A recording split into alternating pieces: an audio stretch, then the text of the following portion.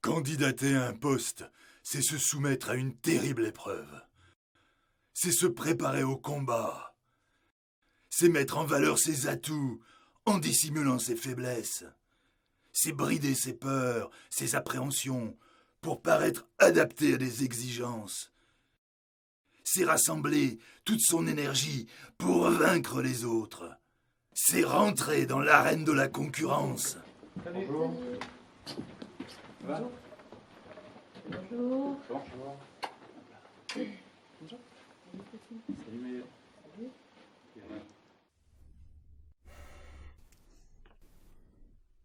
Je vous remercie de votre présence dans cet espace.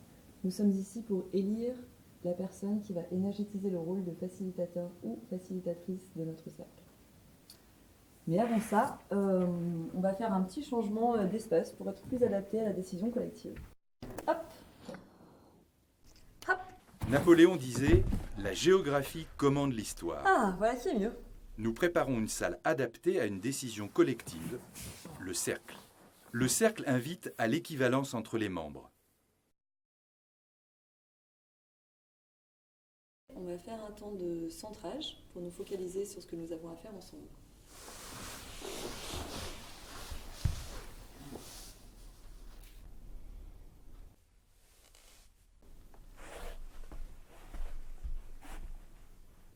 Chacun peut se débarrasser des préoccupations étrangères au sujet et choisir de porter son attention sur ce pourquoi il est là.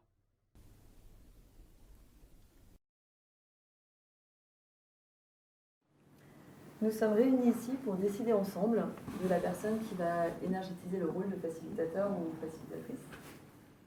Annoncer dès le début le but de la rencontre facilite le centrage de l'attention sur le sujet. Avant de commencer, je vous propose une petite météo personnelle. Parole au centre. Là, je me sens un peu tendue. Jusqu'à présent, c'était moi qui animais spontanément nos réunions et parce que je connais l'enjeu de nos projets et en même temps, c'est trop de charge pour moi. Et puis, j'ai à cœur qu'on y arrive, quoi. Voilà, j'ai dit.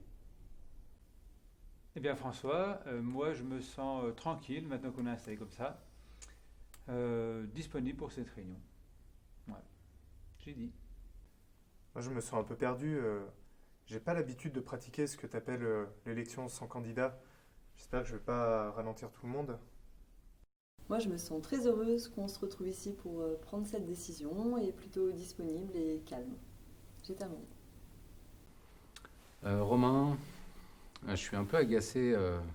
J'ai pas beaucoup de temps. Je trouve que Muriel faisait bien le boulot et j'aurais préféré que tu la nommes officiellement. On lui aurait filé un coup de main et puis c'était réglé, quoi. J'ai dit. Ok, très bien, merci. Durant le tour de météo, j'ai entendu 2 réserves sur le fait que nous utilisions l'élection sans candidat pour choisir la personne qui va prendre le rôle de facilitation. Mathias, Romain, est-ce que vous avez une objection à ce que nous consacrions 1 heure à prendre cette décision de façon collective par ce processus? Ok, bah moi si je suis guidé clairement, il n'y a pas de souci, hein, j'ai pas d'objection. Ok, si c'est 1 heure et qu'on est tous d'accord, j'ai pas d'objection. Ça vaut le coup. Objection. Pas d'objection. Merci, il nous faudrait un script, un secrétaire pour cet espace. Qui se propose? Moi je veux bien. Est-ce qu'il y a une objection? Je consens. Non, c'est bon. Pas d'objection. C'est bon pour moi. Alors, première étape, définir le rôle. C'est-à-dire clarifier les missions, quelles tâches, quelles responsabilités, quel périmètre d'action. Pour la distribution de la parole, c'est parole au centre, comme on l'a fait pendant le tour de météo tout à l'heure. Pour moi, la tâche Parole au principale, centre c'est, signifie que chacun, chacune, de- offre son point de vue souverainement, sans ordre établi, mais en veillant à laisser les autres s'exprimer pleinement, sans chercher à leur répondre. Et le périmètre, c'est de la constitution du groupe jusqu'à la clôture du groupe. Oui, alors pour moi en fait... Dans un cercle préexistant et pérenne, le rôle et ses redevabilités sont souvent définis en amont de l'élection. Impliqué dans la démarche. Si c'est le cas, les membres du cercle se réfèrent à sa définition et, au besoin, l'actualisent avec une rapide gestion par consentement pour répondre aux besoins présents au sein du cercle. d'appliquer un processus, tout simplement, étape par étape. Je prends. Pour moi, le facilitateur, c'est celui qui guide le groupe à travers le processus, étape par étape. C'est celui qui prépare la salle, le matériel, qui prépare le sujet pour quand on commence, on sache bien sur quel sujet on va travailler. Ouais, c'est vraiment celui qui va permettre l'intelligence collective au travers du processus. Merci. Plus rien ? Nous avons donc fait la récolte des tâches, des responsabilités et du périmètre d'action pour ce rôle. Nous allons passer à la deuxième étape, c'est-à-dire définir les conditions du mandat. La période d'exercice, les heures estimées pour faire cet exercice, la contrepartie financière ou autre. Parole au centre. Alors en termes de mandat, moi je pense que ce serait bien de faire 1 an renouvelable. Moi, ce que je trouverais normal, c'est que l'organisation puisse rémunérer ce rôle qui est important. Il faut aussi compter le temps de déplacement si la personne qui s'investit vient de loin. Merci. Nous avons défini les conditions du mandat. Est-ce que c'est bon pour vous ? Il n'y a pas d'objection ? C'est bon. Pas d'objection. Pas d'objection. C'est bon. Ok, nous allons passer à la troisième étape. Définir les critères de choix. C'est-à-dire que nous allons définir ensemble quelles sont les compétences, les aptitudes, les capacités que nous attendons pour remplir la mission que nous avons définie. Alors moi, en termes de critères de choix, bon, bien sûr, il y a la maîtrise des processus, mais sinon, je pensais à aussi la proximité. Pour moi, ce qui est important... L'important ici n'est pas de dresser une liste exhaustive des compétences. Moi, dans Chaque les membre aptitudes, du cercle pourra puiser dans ces critères pour argumenter son vote. Il pourra aussi en utiliser de nouveaux. L'important durant cette étape est de permettre au groupe de percevoir ce que le cercle attend de celui ou de celle qui s'investira dans ce rôle pour répondre aux besoins communs. Très bien, nous allons passer à la quatrième étape, le vote. Pour ce vote, François va vous distribuer des post-it. Sur le post-it, vous allez écrire votre prénom, vote pour, et le nom de la personne qui vous paraît, selon votre point de vue, la plus à même, la plus pertinente pour remplir cette mission, selon votre point de vue et en prenant en compte les critères que nous avons définis. Vous pouvez aussi voter pour vous-même. Une fois que vous avez terminé, on récupère les post-it, on les colle sur le paperboard, et là, je vais vous demander d'argumenter à chaque fois votre choix. D'expliquer pourquoi est-ce que vous avez choisi cette personne. Mais attends, du coup, c'est un vote qui n'est pas confidentiel ? Absolument. Chaque personne ici est souveraine et responsable de ses choix. D'accord. Ok. Allez, tiens.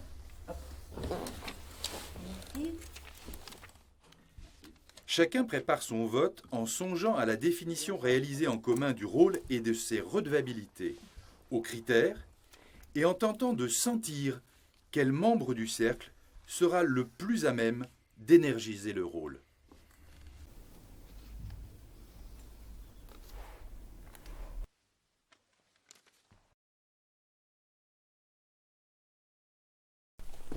Très bien, merci François.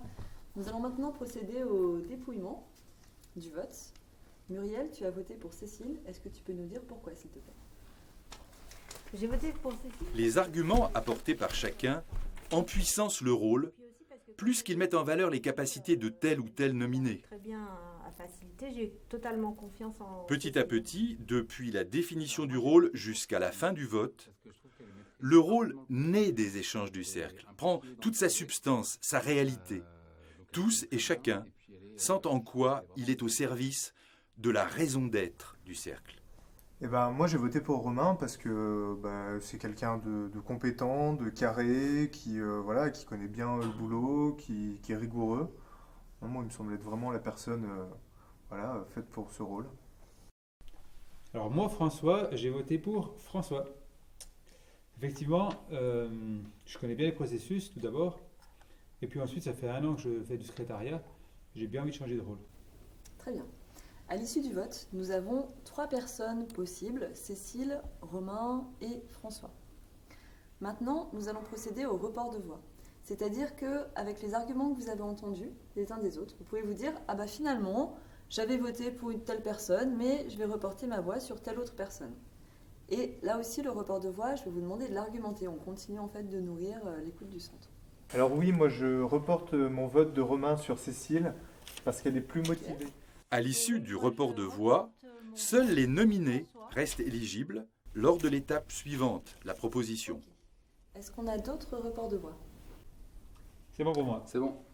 Ok, donc nous en sommes à la 6e étape du processus, c'est-à-dire l'appel à proposition. À ce stade, il nous reste 2 personnes éligibles, qui sont Cécile et François. L'appel à proposition, c'est-à-dire qu'en fonction de tout ce que nous avons partagé jusque-là, l'un de nous va proposer une de ces 2 personnes. Avant ça, je vous propose un petit temps de silence, un petit temps de centrage.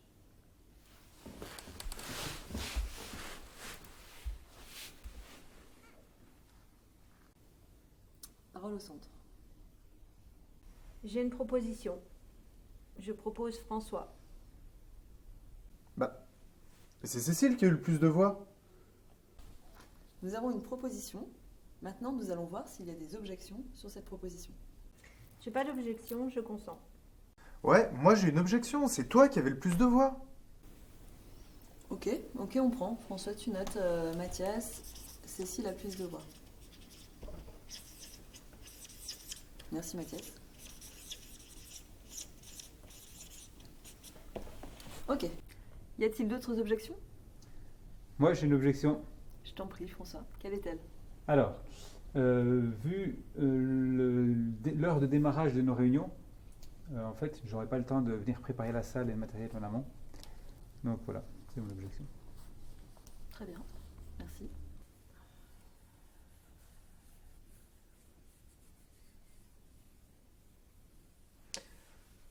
En fait, j'ai pas d'objection au fait que François soit facilitateur.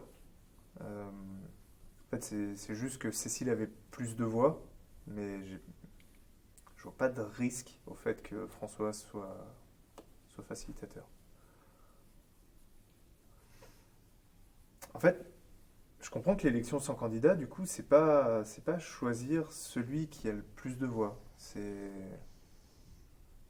juste se poser la question en fait de est-ce qu'on a une objection à ce que la personne ait le rôle ou pas.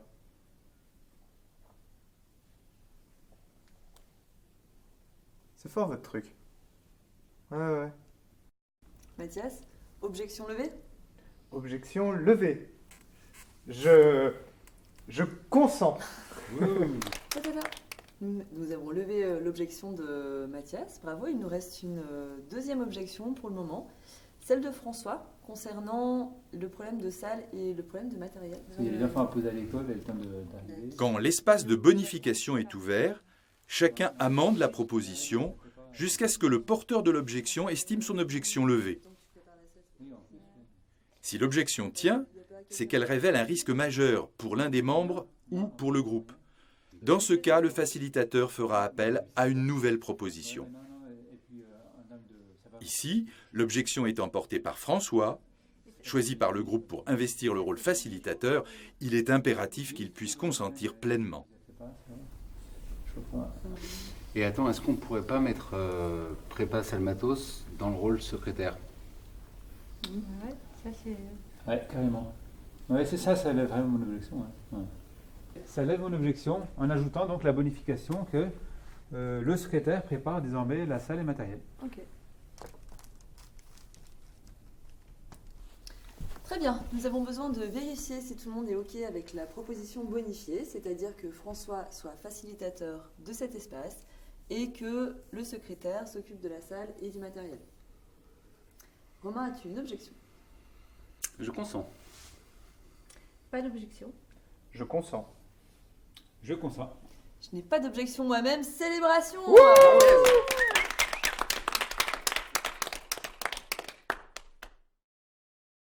Et la prochaine fois, on filme notre élection sans candidat pour faire un support pédagogique. Romain, tu l'as déjà faite celle-là pour la vidéo de la gestion par consentement, c'est du réchauffé. C'est quoi la gestion par consentement?